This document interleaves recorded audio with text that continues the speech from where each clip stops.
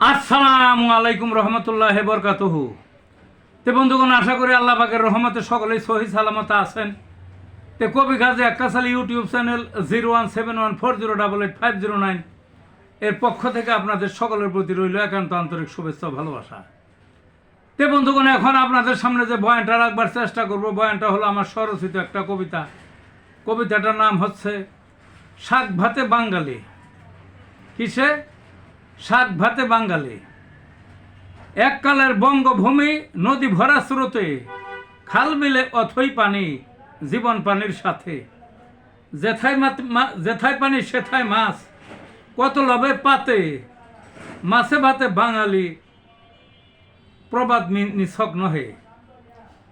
এখন মাছ অলিক স্বপ্ন, পানি নাই নদে, উজান দেশে বাদ দিয়েছে ভরাট নদীর বুকে।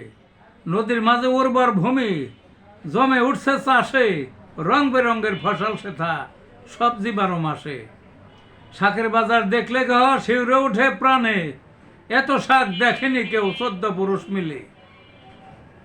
সারা বছর শাকের আবাদ, বাজার ভরা শাকে, শাক খেয়ে অতিষ্ঠ আজ মাছ কোথায় পাবে। মাছের প্রবাদ উল্টে গেছে, দখল নিছে শাকে, শাক ভাতে বাঙালি এখন সবার মুখে। এই ছিল বন্ধুগণ কবিতাটা। ভালো থাকুন।